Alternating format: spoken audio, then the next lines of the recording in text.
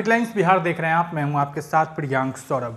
बिहार में इस साल विधानसभा का चुनाव होना है, लेकिन वहीं इससे पहले बिहार में एक तरफ कोरोना का संकट, दूसरी तरफ बाढ़ की त्रासदी, तमाम चीज़ों को लेकर विपक्ष लगातार सरकार को घेरता रहा है। और एक बार फिर से चुनाव होने को लेकर और जेडीयू के जिस तरीके से लगातार चुनाव कराने को लेकर जिद कर रहा है, उसको लेकर एक बार फिर से रालोसपा नेता अभिषेक झा ने जोरदार प्रहार किया। उन्होंने क्या कुछ कहा है, पहले आप सुनिए।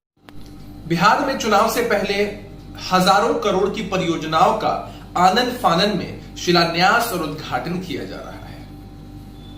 इतने आनन फानन में जिन परियोजनाओं का उद्घाटन किया जा रहा है, कहीं ऐसा ना हो कि इनकी स्थिति 70 घाट पुल जैसी ही हो जाए और बिहार सरकार की फिर से थू।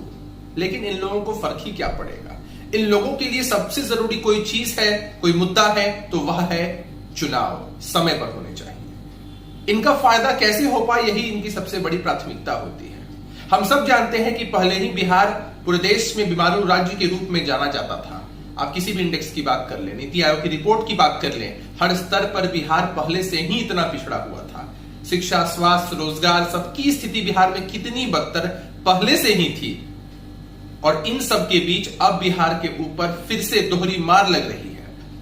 जब बाकी जगहों पर कोरोना के जो मामले हैं वो कुछ घट भी रहे हैं, बिहार में लगातार ये मामले बढ़ते ही चले जा रहे हैं। विपक्ष के इतने दबाव के बाद कोरोना की टेस्टिंग कुछ बढ़ी भी है, लेकिन अब भी बिहार में स्वास्थ्य व्यवस्था एकदम बदहाल है। 60 लाख लोग लगभग बाढ़ से इतने ज्यादा प्रभावित हो चुके हैं, जनजीवन सब अस्त व्यस्त हो चुका है और इतने सारे लोगों को अपनी जान भी गंवानी पड़ी है। इस दोहरी मार के बीच बिहार सरकार की प्रायोरिटी अभी भी चुनाव और उनका फायदा ही। हम लोगों की सबसे बड़ी प्राथमिकता अभी बिहार की जनता तक राहत पहुंचाना और उनसे जुड़े हुए मुद्दों को उठाना है।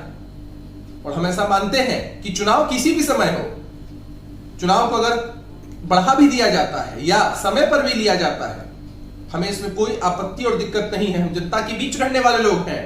हम जनता से जुड़े मुद्दों, पढ़ाई, कमाई, दवाई, सिंचाई, कार्रवाई, सुनवाई को लेकर जनता के बीच जाएंगे और निश्चित रूप से जनता हमें आशीर्वाद देगी। इन लोगों को उतर कर देखना चाहिए सचमुच पर कि ग्राउंड रियलिटी क्या है, जनता में इन लोगों का फीडबैक क्या है।